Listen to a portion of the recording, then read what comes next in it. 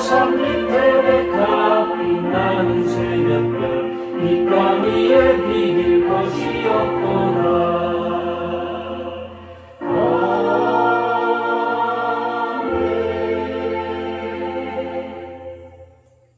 찬송가 90장 하심으로 예배 시작하도록 합니다. 90장입니다.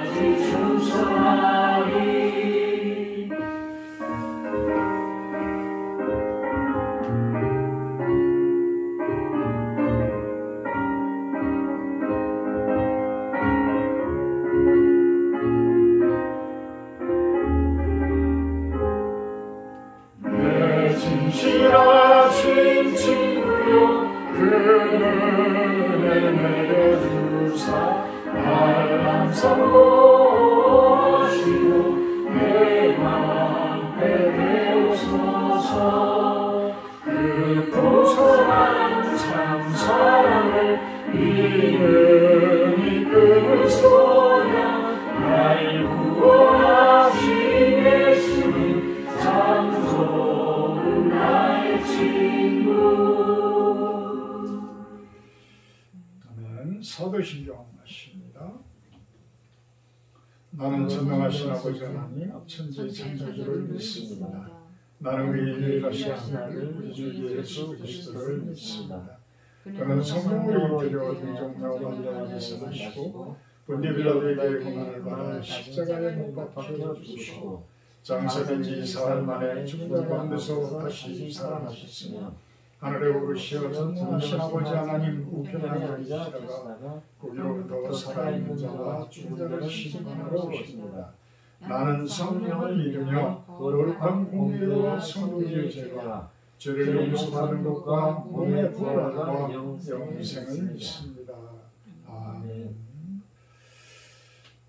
찬송가 19장 찬송하신 후에 구정신 사모님 대표 기도해 주십니다. 19장입니다.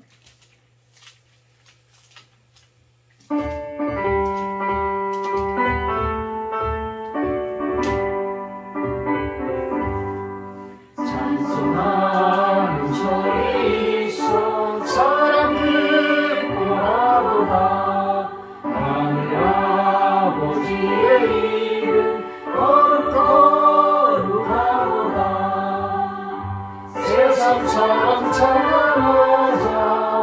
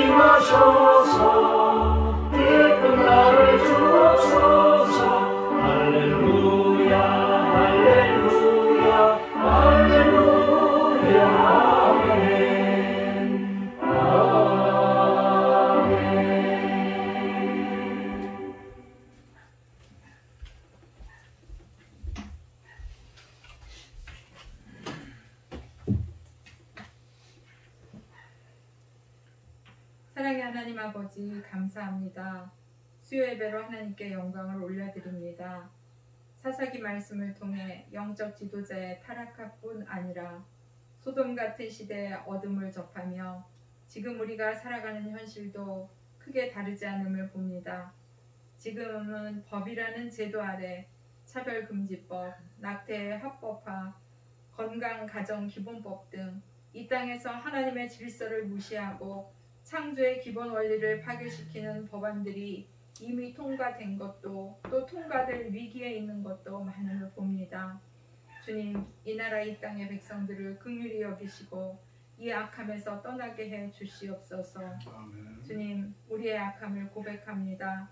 자기를 사랑하고 교만하고 무정하며 사랑이 식어가는 이 세대 가운데 순전하고 성결한 삶을 살아가기 위해 몸부림치며 죄의 소욕과 싸우게 해 주시옵소서. 이를 위해 제사장들이 먼저 자기의 손에 피를 씻고 회개하며 성도들과 백성들의 죄를 대신하여 회개할 수 있는 영성을 갖기 원합니다. 가정에서, 교회에서, 일터에서 영적 제사장으로 세움을 입은 자가 먼저 회개의 몰약과 눈물의 기도로 주님이 받으실 수 있는 기도의 제물이 되게 해 주시옵소서. 아멘. 이 시간 목사님을 통해 주시는 말씀을 통해서 우리의 심령이 새로워지게 하시고 회개의 영이 부어지기를 원하옵나이다. 성령의 도우심과 함께 하심으로 주님 받으시기에 합당한 예배가 되기 원하오며 예수님 이름으로 기도하옵나이다. 아멘.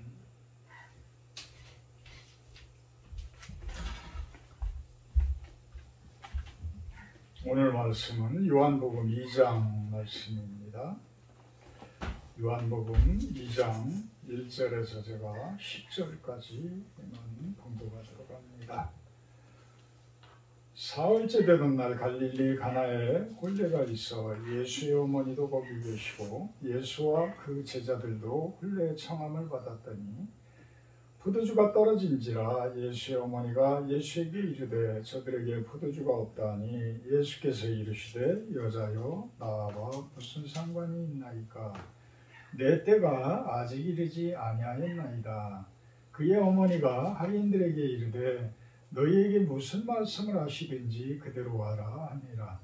거기에 유대인의 정결 예식을 따라 두세 통 드는 돌 항아리 6이 누였는지라. 예수께서 그들에게 이르시되 항아리에 물을 채우라 하신즉 아기까지 채우니 이제는 떠서 연회장에 갖다 주라 하시매 갖다 주었더니 연회장은 물로 된 포도주를 맛보고도 어디서 났는지 알지 못하되 물 떠온 하인들은 알더라.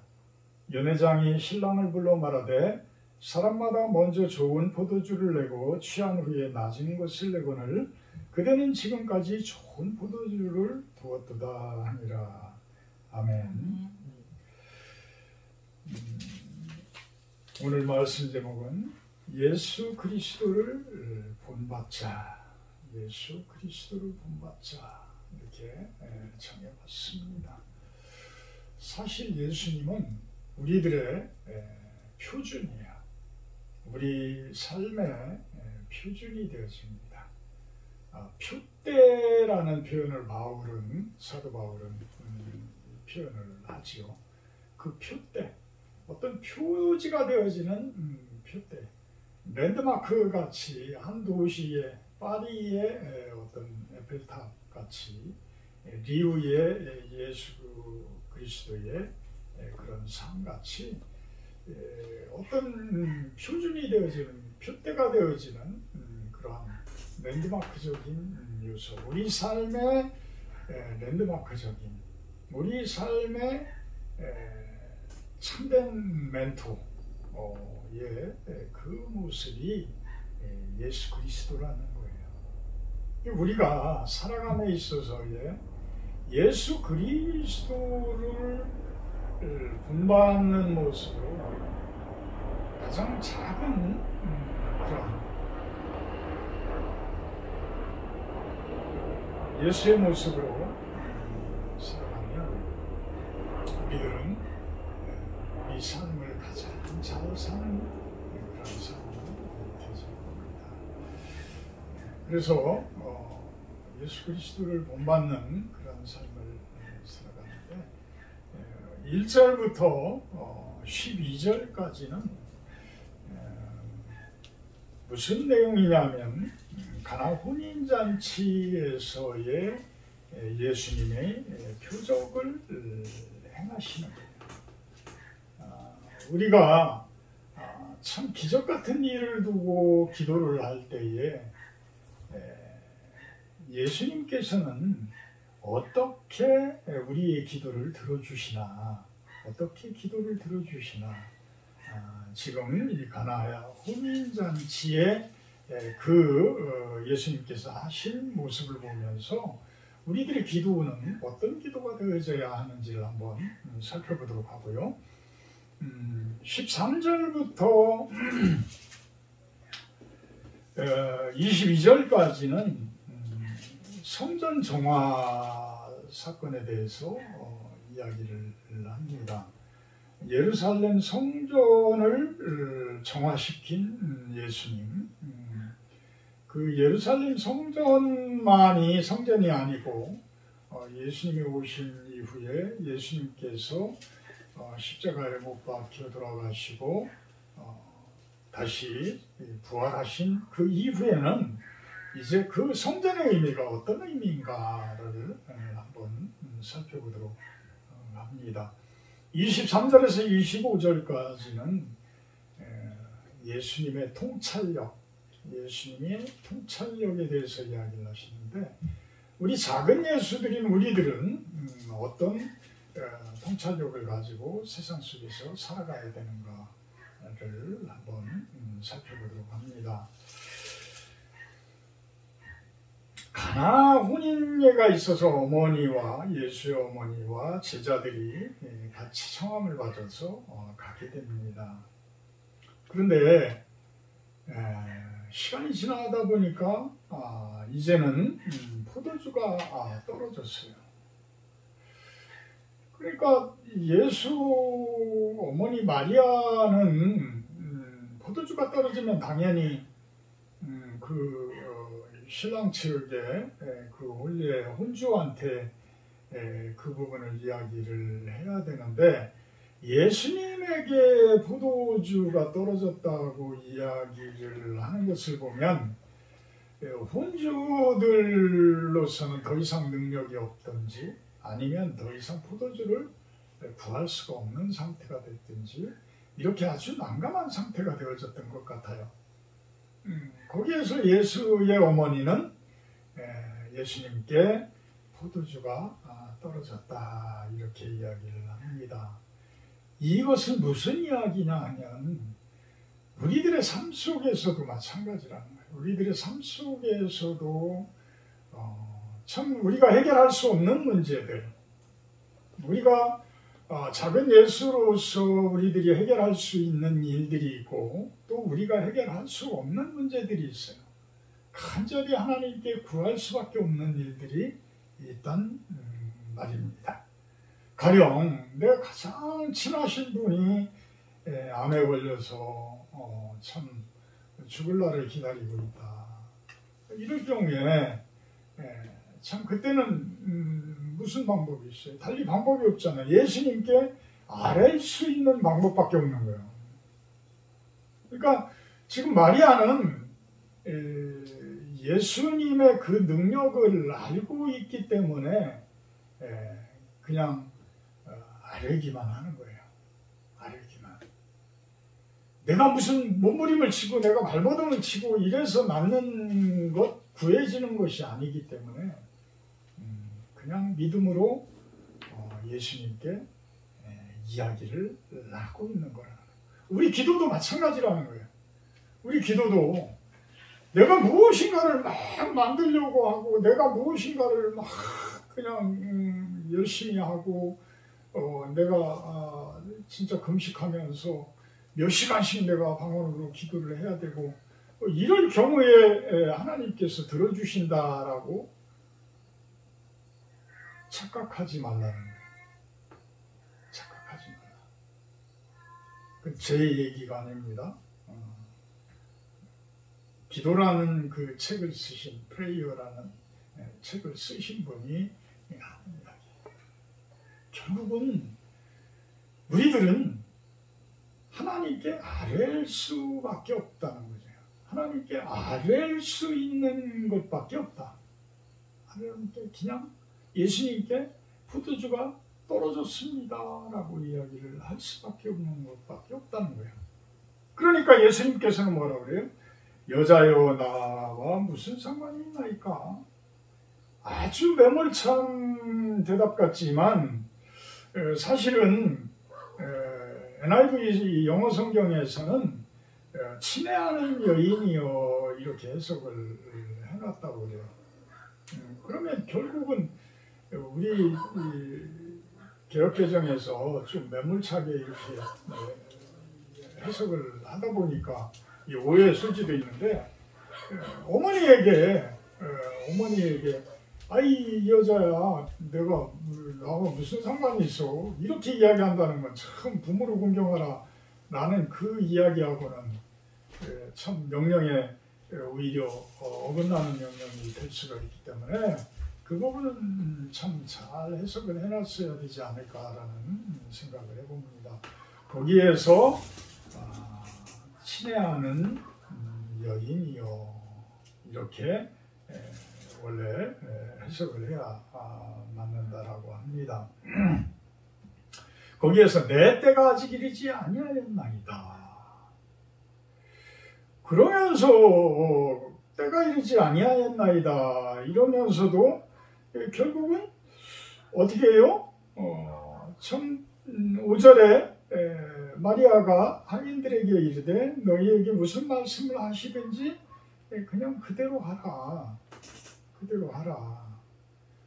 이 어머니의 모습이요. 어머니 마리아의 모습이 우리들의 기도를 대하는 우리들의 모습이 되어야 한다. 우리들의 모습이. 모든 주권은 우리의 기도를 들어주시고 안 들어주시고는 나의 주권이 아니에요. 그죠? 나의 주권이 아니에요. 그건 하나님의 권한이에요. 그래서 내가 기도를 하는데 내 기도가 하나님의 섭리에 어긋나면 그 기도를 들어주시겠어요? 안 들어주시겠어요? 그럼 못 들어주시는 거. 왜? 하나님께서 이 땅 가운데에 정해놓은 법칙이 있기 때문에. 그래서 내 기도를 들어줌으로 해서 남들에게 피해를 간다라고 그러면 그 기도는 하나님께서 들어주신다고 그러면 그건 잘못된 기도죠. 하나님께서 공평하신 하나님이 아니신 거예요. 근데 우리들은 내 욕심을 위해서 그런 기도들을 수도 없이 많이 하고 있다는 거예요. 내 공로를 위해서, 나의 성공을 위해서, 나의 어떤 재물을 위해서 끊임없이 그러한 기도들을 하고 있다는 거예요. 내가 어려운데 하나님께서는 우리들에게 자유의지를 주고 우리들로 하여금 땀을 흘리면서 열심히 일하라고 이야기를 하셨는데 그게 법인데 우리들은 그 일을 하지 않으면서 그냥 어떻게 하늘에서 감이 뚝 떨어지기를 바라는 그러한 기도를 하고 있다라고 한다 그러면 그 기도는 잘못되어진 기도라는 거예요. 그래서 지금 마리아가 이 하인들에게 하는 이야기는 예수님께서 어떻게 해주시든지 간에 그냥 시키는 대로 그대로 순종해라. 순종해라. 이게 우리 성도들의 기도의 자세가 되어져야 한다. 기도의 자세가. 그러니까 어떻게 했어요? 6절에 보면 유대인의 정결 예식을 따라 돌 항아리 6이 있다. 이걸로 보게 되면 무슨 이야기냐면 항아리에 물을 이렇게 담아 놓는데 정결 예식이라는 것은 음식을 먹으러 들어가기 전에 손을 다 일일이 한 사람씩 씻고 들어가는 거예요. 그래서 그 소요되는 물을 6 그 항아리에 채워놓을 정도니까 잔치에 많은 사람들이 왔다라는 거예요. 그죠? 그래서 많은 그 물이 비워졌으니까 얼마나 사람들이 많이 온 거예요. 그 속에 예수님께서 때가 아직 이르지 아니했다라고 하시면서도 어떻게 해요? 물을 채우라 라고 하고 그 물을 떠서 갖다 줘라. 그러니까 그것이 아주 만난 포도주가 되어진 그러한 표적, 이 미라클, 기적, 표적. 어떤 기적이라고 한다고 그러면 참 마태복음이나 누가복음 뭐 이런 쪽에서는 기적이라는 표현을 쓰지만 이 요한복음에서는 표적이라는 표현을 쓰고 있습니다. 기적은 똑같이 영어 성경에서는 미라클이라고 번역을 했지만 기적은 어떤 기적, 우리가 이야기하는 기적 같은 일이지만 표적은 어때요? 실질적으로 일어날 수 있는 그러한 일들을 이야기하는 거예요. 표적. 그러니까 그 차이가 있는 거예요. 기적적인 일이지만 예수님이기 때문에 어떤 실질적으로 이뤄낸 그러한 표다. 이렇게 해석을 할 수가 있는 것입니다. 우리의 기도는 이런 모습이어야 한다는 거예요. 그래서 내가 힘들고 어렵고 내가 기도해야 할 일들이 여러 기도 방법들이 있다는 거예요. 그러니까 뭐 통성으로 기도하는 방법도 있고 천히 묵상으로 기도하는 방법도 있고 방언으로 막 기도하는 방법도 있고 어떤 참 금식하면서 하는 방법도 있고 몇 시간씩 무릎 꿇고 하는 방법도 있고 서서 막 쿵쿵 울리면서 하는 방법도 있고 천히 앉아서 하는 방법도 있는데 하나님께서는 그 기도를 하시는 우리 마음들을 이미 다 알고 있다라는 거예요. 다 알고 있다. 그런데 오류가 무엇이냐면 우리가 무엇인가를 막 하면은 하나님께서 어쩔 수 없이 해주신다. 어린아이가 막 떼쓰고 막 앙탈 부리고 막 하면은 참 지각 없는 어떤 어머니는 잘못되어진 일인 줄도 알면서도 해주잖아요. 근데 그런 아이들이 자라가지고는 어때요? 그런 부모 밑에서 자란 아이들 나중에 죄악을 저지르는데 참 양심이 없을 정도의 그런 잘못되어진 길들을 걸어가게 됩니다. 우리 하나님은 그런 하나님이 아니시고 우리로 하여금 죄를 저지르게 하시는 하나님이 아니시고 그래서 우리가 기도를 하는 것에 대해서도 안 이루어진다라고 해도 우리의 기도가 안 이루어진다라고 해도 하나님께서는 안 이루어줘야 할 뜻이 있으니까 이유가 있으니까 안 이루어주시는 거야. 그게 바로 우리들이 순종하는 모습이고 우리들이 하나님께 더 가까이 다가서는 모습이라는 거예요. 하나님께 더욱더 가까이 다가서게 되면 우리들은 뭐예요? 우리 안에 있는 더러운 것들이 점점 빠져나가요. 점점 씻어져요. 또 불로 태워져요.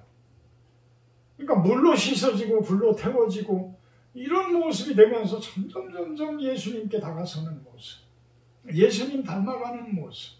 이거 우리는 성화라고 표현을 하죠. 그러니까 우리는 성화가 되어지면 되어질수록 우리들의 기도는 자연히 하나님의 뜻에 합당한 기도들로 가까이 가지는 거예요. 그래서 우리들의 기도는 이루어지는 거예요. 그렇기 때문에 우리들이 병에 걸리고 우리들이 너무 힘들고 참 가정이 어렵고 이럴 때 그 기도의 끈을 놓지 마시라는 거예요. 하나님께서는 이미 다 알고 계셔. 어떻게 이루어져야 하는지도 알고 계셔요. 여러분들은 그 기도를 할 때에 그 기도가 가만히 조용히 묵상만 하더라도 이미 하나님께서는 알고 계시다. 예수님께서 마리아의 그 기도를 알듯이 알아서 항아리에 포도주를 만들어 주듯이 그런 모습이라는 겁니다. 13절부터는 성전 정화 사건에 대해서 이야기를 하는데요. 예루살렘에 올라가셨더니 14절에 성전 안에서 소와 양과 비둘기 파는 사람들과 돈 바꾸는 사람들이 앉아있다. 그러니까 노끈으로 채찍을 만드사 양이나 소를 다 성전에서 내쫓으시고 돈 바꾸는 사람들의 돈을 쏟으시며 상을 엎으셨다. 참 유대인들이 바라볼 때는 또 성전을 맡고 있었던 레위인들, 제사장들이 바라볼 때 참 어이가 없는 노릇인 거야. 어이가 없는 노릇. 내가 이렇게 설교하고 있고 내가 담임으로 있는 이 교회에 엉뚱한 예수라는 사람이 들어와가지고 내 더러운 부분들을 다 찾아내면서 다 갖다가 버리고 쫓아내고 이랬다라고 한다고 그러면 내가 가만히 있을까요? 참 대단한 용기죠. 우리가 어떤 작은 교회도 아니고 예루살렘 성전은 온 유대인들이 그 당시에 지중해 연안의 전 세계, 그 당시엔 전 세계가 지중해 연안입니다. 그때 당시에 전 세계에 퍼져 있던 유대인들은 1년에 한 번 이상은 예루살렘 성전을 찾아와서 순례를 해야 되는 거야. 여기서 제사를 올려야 되는 거야. 근데 이 성전에 오게 되면 제사를 올려야 되는데 무엇으로 제사를 올려요? 피의 제사를 올려야 되는 거야. 피의 제사. 그래서 돈이 많고 어떤 국가 차원에서의 제물을 올릴 때는 큰 소, 또 그거보다 이제 좀 작은 사건이나 작은 사람들은 양이나 염소, 그보다도 이제 더 어려운 사람들은 무엇으로 해요? 비둘기, 작은 비둘기 또는 소재. 소재는 뭐예요? 떡가루예요. 떡가루.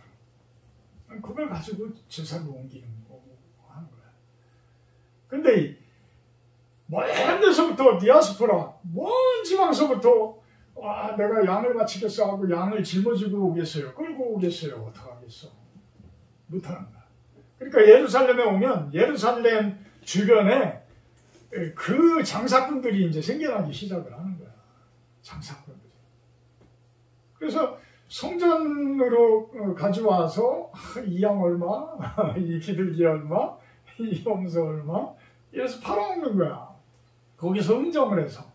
근데 그 뜰이 어느 뜰이냐면 이방인의 뜰이에요. 이방인의 뜰. 바깥뜰이야.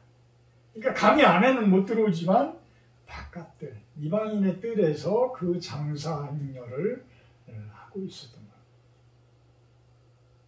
근데 예수님이 유대인들만 사랑하고 이방인들은 사랑 안 하나? 다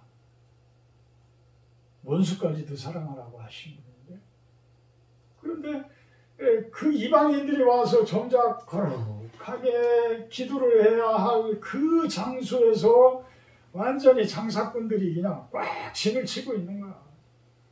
거기에 1년에 이제 속전세를 이제 성전세를 내야 되잖아요. 그러니까 반세겔의 성전세를 모든 남자들은 다 내게 돼 있어.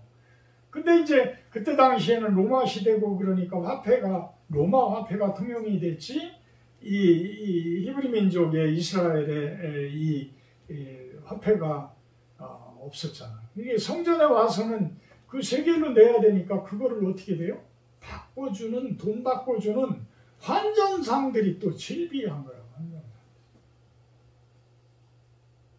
자, 이 모습을 우리가 지금 상상하면 교회에 와서 자기 욕심들을 위해서 장사를 하는 사람들, 당신의 명예를 위해서, 당신의 어떤 성공을 위해서 자신의 어떤 소득을 위해서, 욕심을 채우기 위해서 교회를 나온다. 참 정치하는 사람들은 무슨 교회, 또 뭐하는 사람들은 어느 큰 교회 가니까 많은 사람들이 있더라. 또 어느 교회 가니까, 어느 큰 교회 가니까 그곳에는 정계에 아주 굵직굵직한 사람들이 많이 있더라. 참 그래서 교회 나가는 사람들, 내 상사가 어느 교회 다니니까 나도 그 교회로 가야 되겠다. 참 우리들은 어떤 나의 성공을 위해서, 나의 공로를 위해서, 나의 기복을 위해서 믿음을 저버리면서까지 오히려 교회를 나오는, 믿음이 하나님을 향한 사랑이잖아요. 하나님을 향한 사랑인데 그 사랑보다 내 사랑이, 나에 대한 사랑이 더 많으면 그것은 지금 성전에 있는 이 장사꾼들하고 무엇이 틀리겠냐? 무엇이 틀리겠냐? 우리들은 하나님 사랑하는 것을 가장 큰 목표로 가져요. 하나님 사랑하는 것. 가장 큰 계명은 하나님 사랑하고 이웃 사랑하는 거지, 나 사랑하라는 게 아니잖아. 나를 사랑하라는 게. 그것이 바로 성전 정화 사건하고 똑같은 거예요. 그러니까 우리들은 세상의 이 우주 만물도, 이 세상을 바라보면 우주 만물도 이해를 하게 되고요. 또 이 세상을 바라보면서 가장 작은 내 세포체, 내 마음속, 이 구석구석까지도 우리들이 이해를 할 수가 있어요. 왜? 그것이 바로 하나님의 법칙이기 때문에, 하나님의 섭리이기 때문에. 18절에 보면 유대인들이 대답하여 예수께 말하기를 네가 이런 일을 행하니 무슨 표적을 우리에게 보이겠느냐 이야기합니다. 예수께서 대답하여 이르시되 너희가 이 성전을 헐어라. 내가 사흘 동안에 일으키리라. 46년 동안 지금 짓고 있는데 아직도 성전을 완성하지 못했다고 합니다. 이 성전은 주 64년까지도 완성이 되지 않았다고 합니다. 그러니까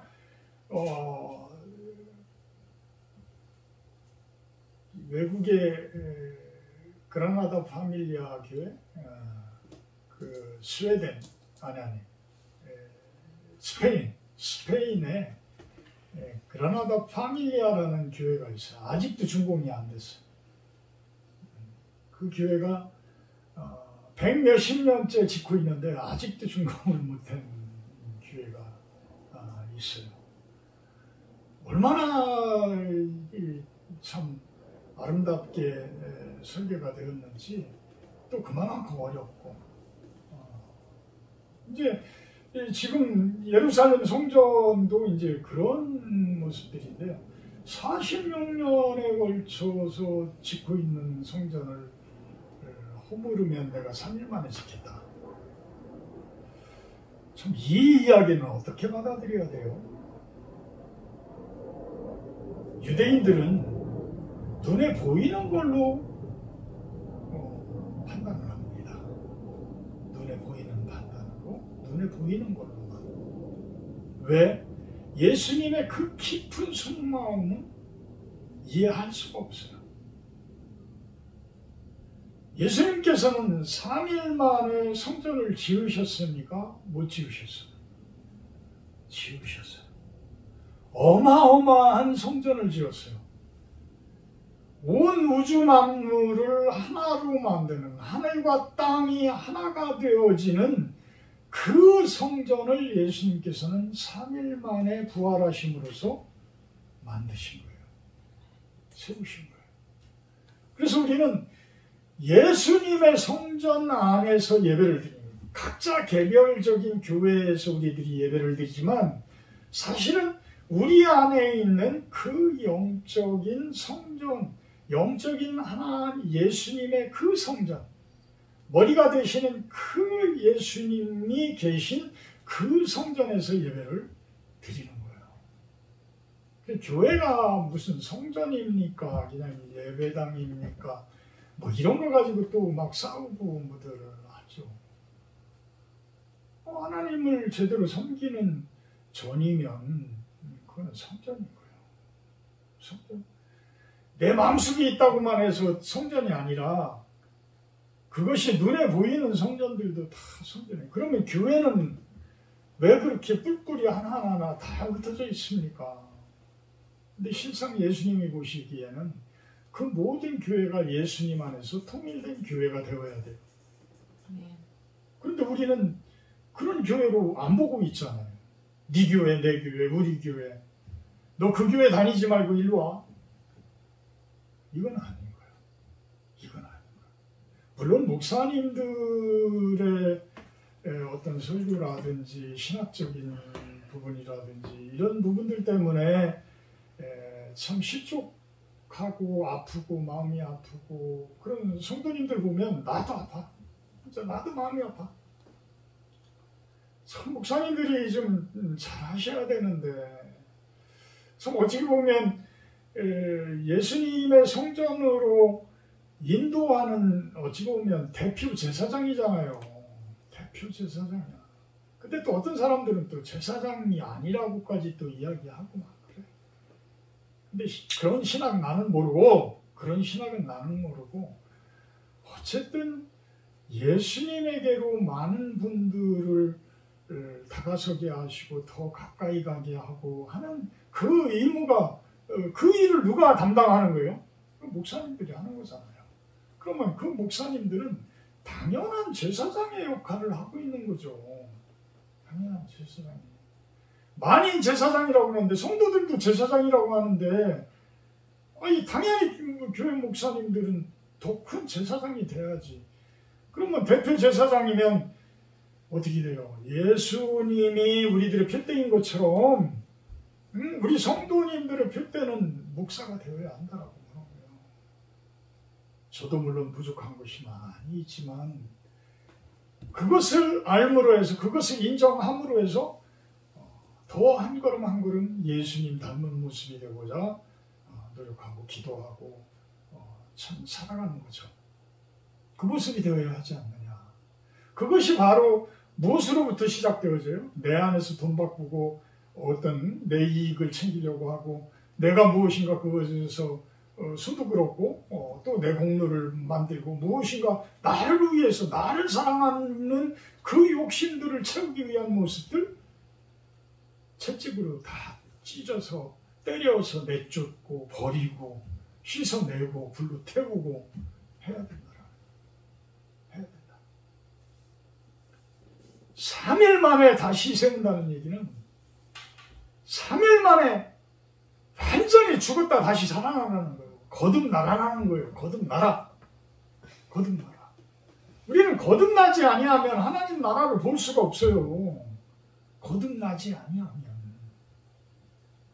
근데 우리는 거듭난 것처럼 참 앉아있고 교회에서 예배드리지만 사실은 또 세상으로 돌아가면 언제 그랬어 식으로 그냥 세상에 또 푹 빠져가지고 살고 합니다.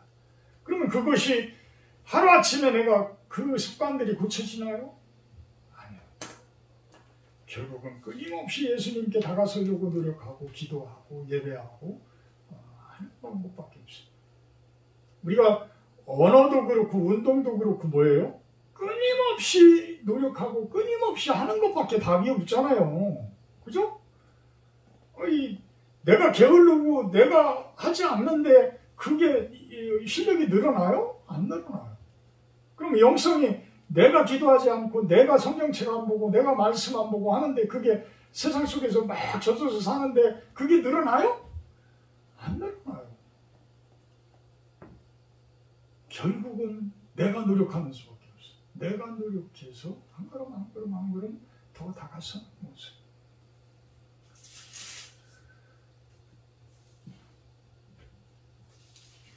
(23절에서 25절까지는) 그 이야기를 합니다.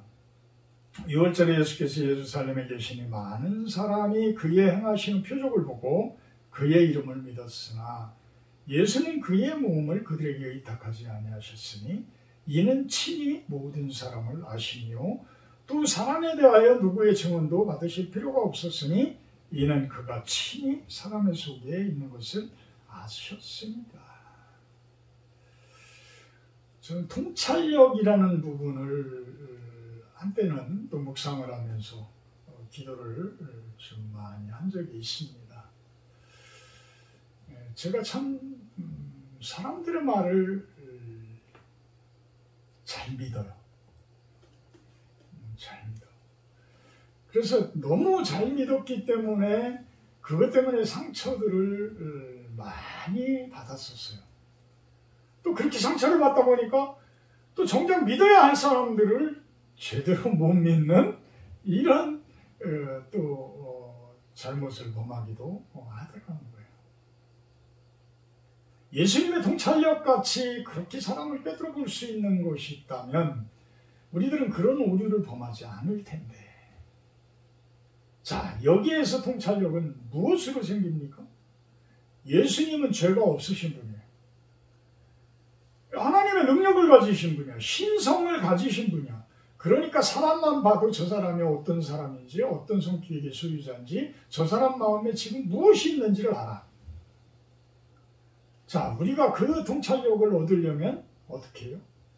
예수님 닮은 사람이 되는 거예요. 예수님 닮은 사람이.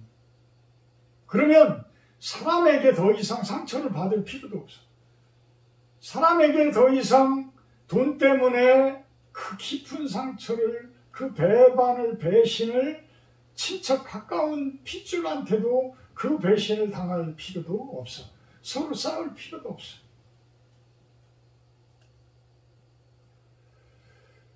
참 저는 윤전함 선교사님이 저에게 아까 이성인 집사님하고 잠깐 이야기를 했지만 그 자단 유기농법, 자연을 닮은 유기농법이에요. 그 책을 읽어보면 그분이 조영상이라는 그분이 그 회사를 이끌어가고 그 아버님이 조한규 씨인데 그 오랜 기간을 유기농만을 전적으로 연구를 하면서 이렇게 실질적으로 이제 시험 재배를 하면서 그것들을 책에다가 이제 그 결과들을 올려서 우리들에게 소개를 하는 거예요. 근데 그 책을 읽으면서 제가 반 정도 읽었는데 참 제가 산에서 어떤 농장에서 그동안 이렇게 보면서 하나님의 세계는 참 이렇게 깊은 뜻들이 있다.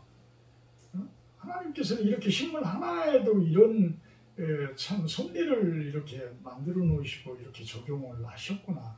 그 간줌에도 그런 것들이 있고 참 하늘만 봐도 그렇고 바람만 봐도 그렇고 비만 봐도 그렇고 여러 가지가 참 섭리다. 하나님의 섭리다. 하나님의 자연 법칙이다. 그 법칙 그대로를 농법에 적용을 하는 거예요.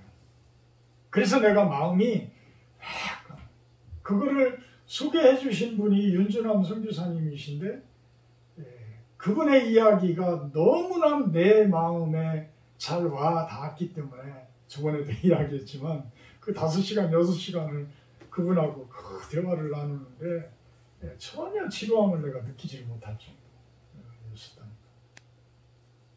참 그분이 그 책을 저한테 선물을 하면서 하나님의 나라를 찾는 사람들은 남들이 보지 못하는 것을 볼 수 있는 사람이라 믿습니다. 이렇게 이야기해요. 그게 맞는 거예요. 세상 사람들이 볼 수 없는 것을 볼 수 있는 사람들. 이게 진정한 통찰력이라는 거예요. 진정한 통찰력. 여러분들도요, 세상 사람들 속에 얽매여 있으면 세상 사람들의 눈으로밖에 볼 수가 없어요. 사람도 그렇고 사물도 그렇고 자연도 그렇고 그런 거예요. 근데 그분 이야기처럼 하나님 나라를 밭에 감추인 보석을 찾은 사람이 자기가 가진 전 재산을 팔아서 그 보석 밭을 산다고 그러잖아요. 그러니까 하나님 나라의 그 보물을 남들이 보지 못한 것을 찾은 사람들, 그 사람들이 지금 예수님의 이 통찰력을 가진 사람들이라는 거예요. 여러분들도 그런 눈을 가진 여러분들이 되기를 주님의 이름으로 축복합니다. 축원합니다. 기도합니다. 사랑의 하나님 감사합니다. 기도에 대해서, 우리의 성전에 대해서, 또 통찰력에 대해서 요한복음 2장을 통해서 우리들이 살펴봤습니다. 하나님께서는 우리들의 기도를 들어주고 계신 분임을 또한 저희들이 믿고, 우리 안에 더러운 것들, 우리 안에 있는 성전을 항상 깨끗이 하는 우리들의 모습, 우리 교회와 우리 우주적 교회가 진정으로 하나 되어지는 그런 모습이 또한 되게 하여 주시옵소서. 또한 예수님 닮은 그 통찰력을 우리들에게 허락하셔서 우리들의 삶 속에서 진정으로 예수님을 발견하고 하나님 나라의 그 축복을 발견할 수 있는 우리들이 되게 하여 주시옵소서. 감사드리며 예수님의 이름으로 기도합니다. 아멘. 84장 찬송하시기에 주기도문으로 마치도록 합니다.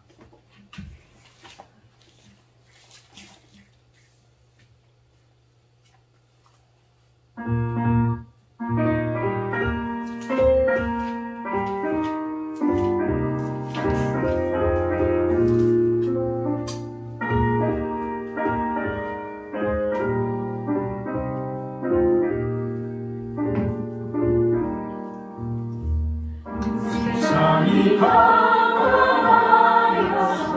전부치러서러니 그 빛나는 영광 같아 온 세상 미치었네. 영광의 주, 영광의 주, 밝은 별이네 비추었네. 영광의 주, 영광의 주, 이 세상을 비추는 주 예수님. 말씀을 믿는 사람은 그 마음이 시원하고 주명을 준행하는 자 그 길이 원하겠네. 영광의 주, 영광의 주, 밝은 별이네 비추었네. 영광의 주, 영광의 주, 이 세상을 비추는 오직 주 예수님.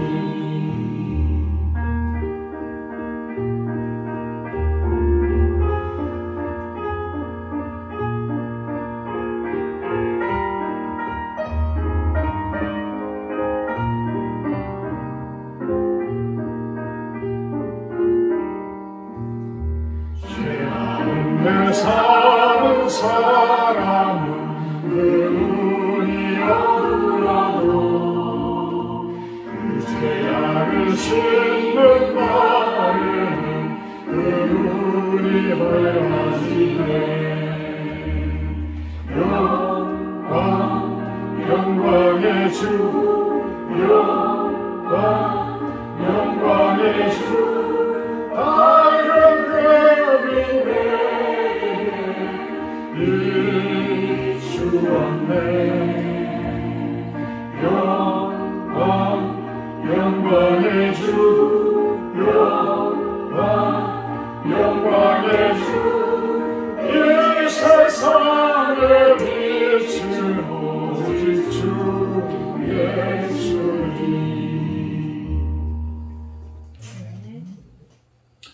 하늘에 계신 우리 아버지여, 이름이 거룩히 여김을 받으시며 나라의 없이며 뜻이 하늘에서 이룬 것 같이 땅에서도 이루어지이다.